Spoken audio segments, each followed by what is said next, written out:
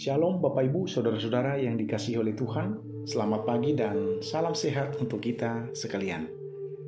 Puji Tuhan, pagi hari ini kita berjumpa kembali dalam program Renungan Harian GKPO Halim Perdana Kusuma.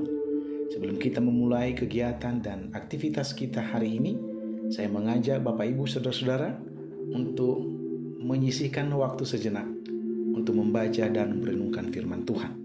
Mari kita awali dengan doa. Tuhan Yesus, terima kasih. Pagi ini kami bersyukur oleh karena kasih anugerah-Mu yang telah membangunkan kami dengan penuh sukacita dalam keadaan baik dan penuh kegembiraan. Sebelum kami memulai kegiatan kami Bapa, kami rindu membaca merenungkan firman Tuhan. Ya Roh Kudus berbicara bagi kami siap mendengarkannya. Dalam nama Yesus kami berdoa, amin. Lukas pasal 2 ayat 52. Firman Tuhan berkata demikian. Dan Yesus makin bertambah besar dan bertambah hikmatnya dan besarnya dan makin dikasihi oleh Allah dan manusia. Saudara, tema renungan bagi kita pagi ini adalah bertumbuh dalam keselarasan.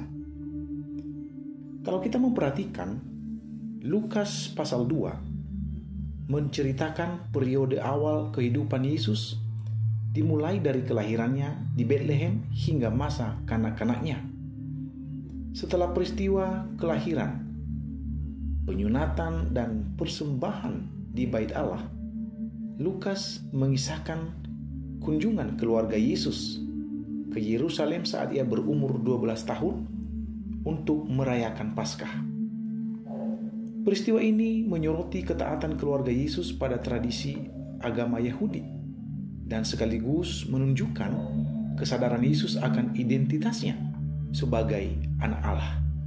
Kita bisa melihat dalam ayat yang berkata, "Mengapa kamu mencari aku? Tidakkah kamu tahu bahwa aku harus berada di dalam rumah Bapakku?" Di dalam ayatnya yang ke-49.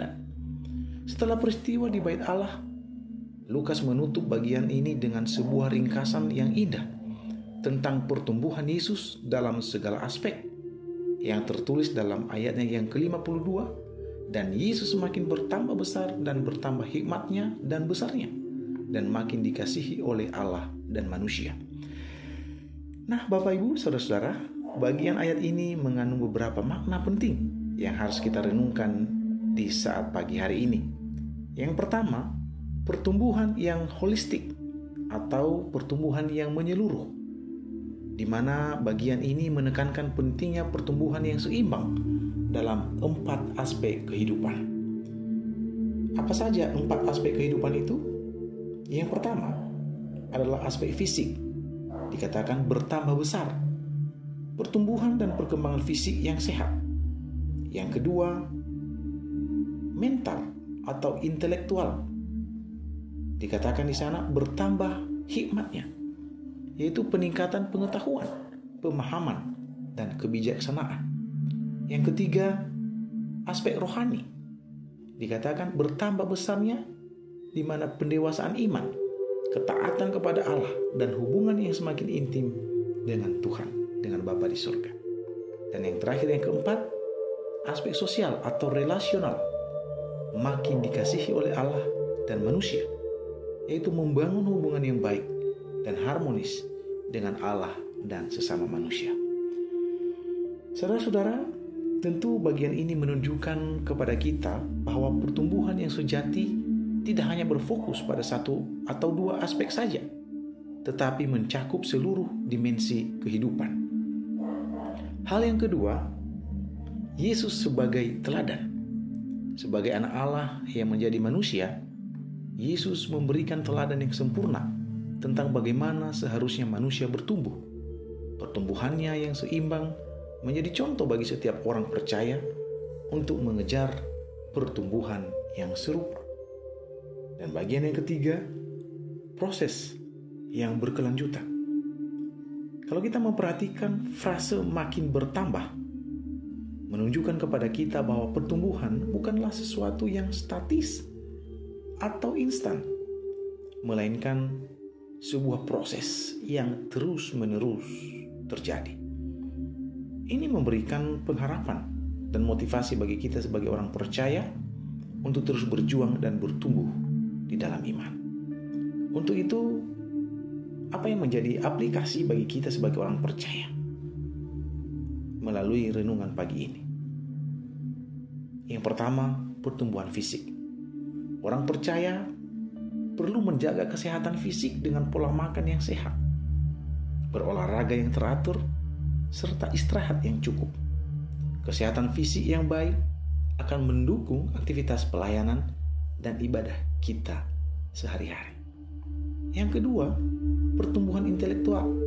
Kita perlu terus belajar dan mengembangkan pengetahuan serta pemahaman kita, baik dalam bidang pengetahuan umum maupun pengetahuan rohani melalui pembelajaran pemahaman Alkitab. Membaca Alkitab, buku-buku teologi, dan mengikuti pelatihan-pelatihan dapat membantu kita bertumbuh secara intelektual. Yang ketiga, pertumbuhan sosial. Orang percaya dipanggil untuk hidup dalam kasih dan membangun hubungan yang baik dengan sesama.